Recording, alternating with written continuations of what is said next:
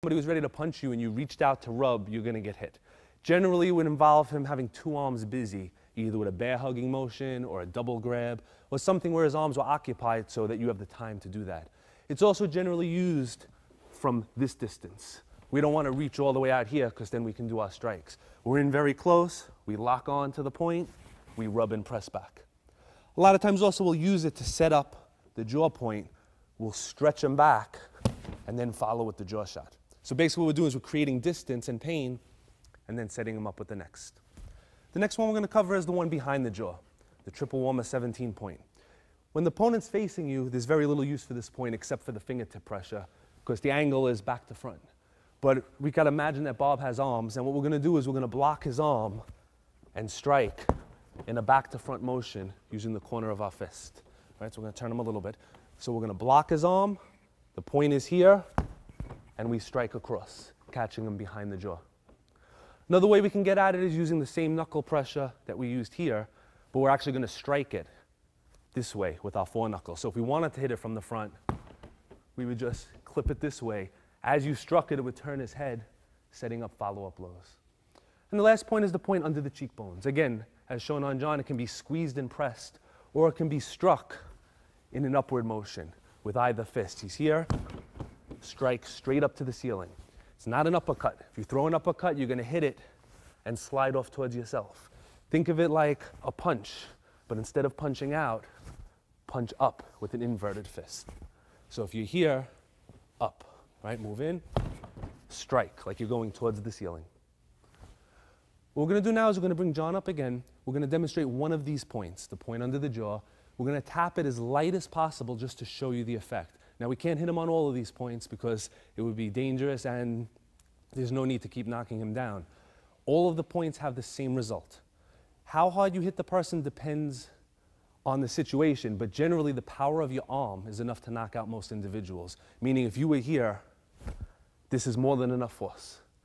In a demonstration situation, we're just going to move a little bit. Real situation, you hit as hard as you want. Okay, as previously explained, the more pressure points you hit, the more damage that you do. So if he were to grab me in a real situation, I would be using one of the arm points, one of the body points, or one of the leg points before I came to the jaw point. What that would do is it would make it actually weaker. But what I want to actually just show you is how, with no setup at all, this one point becomes very sensitive. So as he grabs, we're just going to come from this position. I'm going to go slow so I don't injure him. We're going to come up in the up and out direction. I'm going to have him bite down real tight so he doesn't hurt his teeth. All right, so I'm going to look straight. He's grabbing. We're not going to use a setup. We're going to come in, and it's going to bring him down. We sit him up. We have a special revival that we use to wake him back up a little. All right? Yeah. Okay. Now, if this was a real situation, aside from the setup points, instead of this, the technique would be that. One thing that you really have to watch out for is, even if you're not trying to injure him, his head can still hit the floor. Here we're in the studio, we have mats, that's not a problem. Outside, you hit somebody. If it wasn't a life-threatening situation, you may actually want to grab him and make sure that their head doesn't hit. Because you may hit him lightly, but if that head hits the floor, you're going to have a problem there. It's the second hit that's going to do damage. So anytime you knock somebody down, whether you're doing a throwing technique or a pressure point move, they lose control of their body and sometimes their head can go first. So again, this is not something to be practiced or played with. When we do it, we look for the eyes. So we're going to do the same thing very light, and we're just going to focus on his eyes. And when you look, that little reaction just tells you that you're on the point. The body stiffens, the eyes blink, you know that you're on it. You do not need to hit each other or whoever you're training with to see the effect.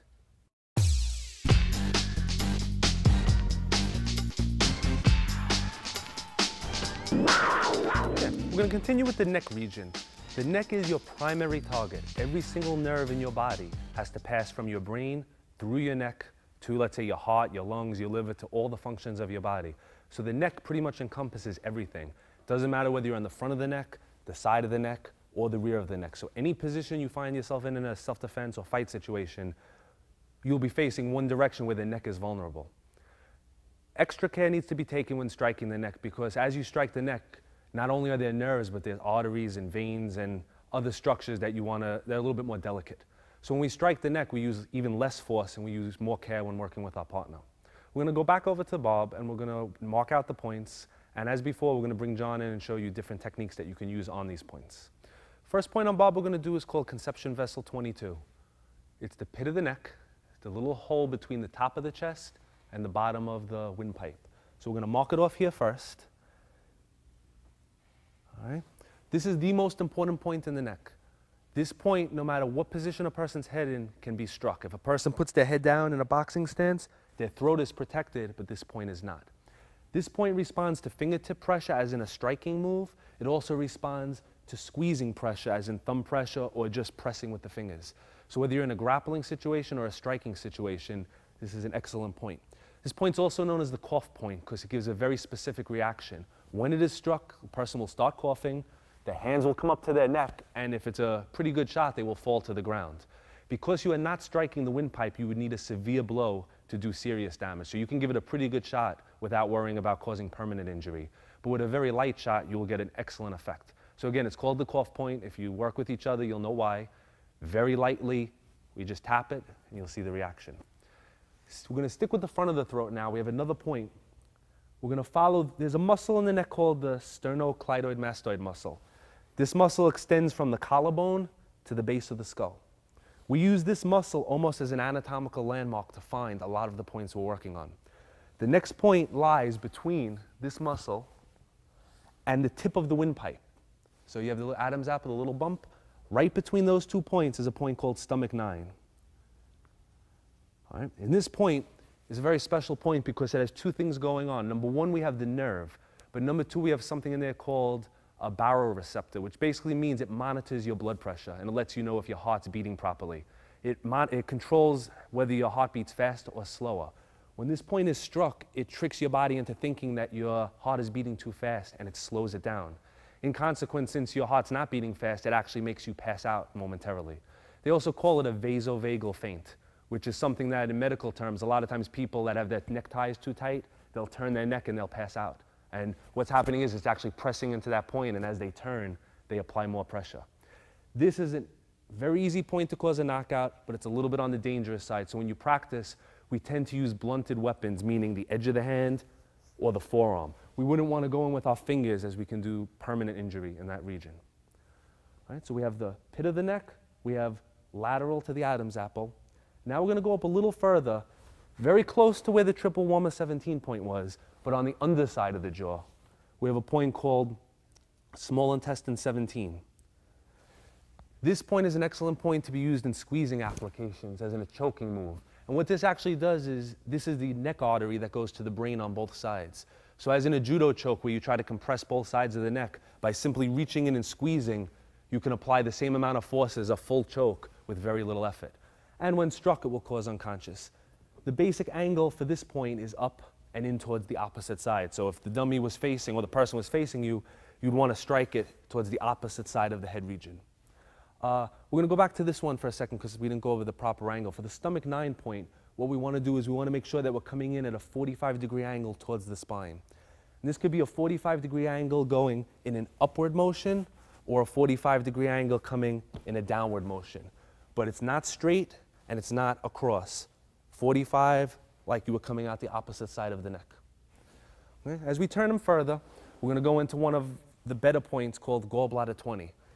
This point is located at the base of the skull. In most people, it's where the haircut stops. You'll feel a little hole there. It's a spot that you massage when you have a headache. In opposite, when we strike it, it tends to give somebody a headache and it makes them pass out. This point is there's a very big nerve in this region. When struck, it's actually one of the easiest points to cause unconsciousness. But again, it lies in the back of the head, so in a self-defense or fighting situation, sometimes it's not accessible. But again, if you can imagine a person punching or you moving to the outside, it becomes a primary target there.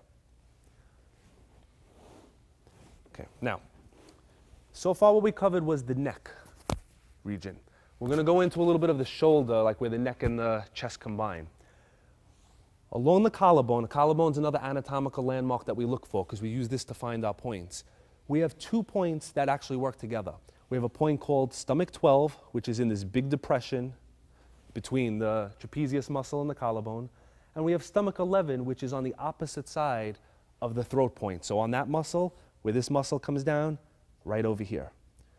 So what we actually have is 1, 2, 3 points in a straight line, and most people aren't as big as Bob, and they're actually closer to each other on a real person. So if one was to go in with fingertip pressure, you would certainly activate one or more of the 3. So again, we have a situation where you don't have to be exactly accurate. You don't have to look for just 1 point.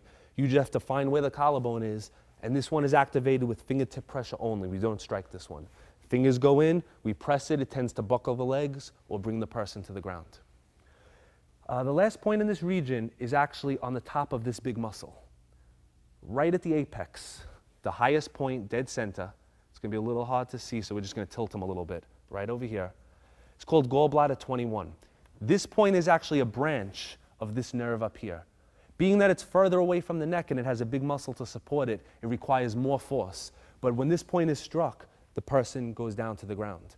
Mostly we use this point in a grappling situation. If the opponent was coming in to shoot at you, we use our forearms to actually strike into these points to stop his motion and then go into another technique. If we had our choice as far as striking, there's really no reason to go for this point because the other points in the area are much more sensitive. But if he was in a forward position, we couldn't access those. These points become very important. Some people, you can actually just squeeze this point and drop them. But if somebody's very developed up there, it requires a forearm or a fist striking down. And it's on a slight angle in and towards the chest, coming down this way. Okay, we're going to be bringing John back in again, and what we're going to do is go over the points we just covered on the neck and shoulder region, explain different ways to activate them. This way you get a better understanding of their use. First one we're going to cover is the pit of the throat, conception vessel 22. This point in a grappling situation can be pressed to control distance, and with severe force we can actually bring him to the ground. We're not going to do that to him though. The main use of this point is with a fingertip strike. Now it's a little bit different than a karate fingertip strike. We're not going to be shooting in this way. It's almost like a poking motion. So if I use his chest as an example, all we're going to do is this. Now the advantage of this motion is if I bring my hand here and he brings his hands up to block and I try to touch his chest, if I do it slow, he can slap it down. So as I come in, he's going to move as quick as he can. I'm going to move as quick as I can. He has no chance of blocking it. That's how fast this move is. So this means if his hands were down and my hands were down and he made any aggressive motion forward, it would be very easy to go into that point. It's an excellent setup point. It's excellent because it's a straight line to the target. It's excellent because it requires very little force. And there's another thing. The way we activate it, our hand tends to come on a 45-degree angle.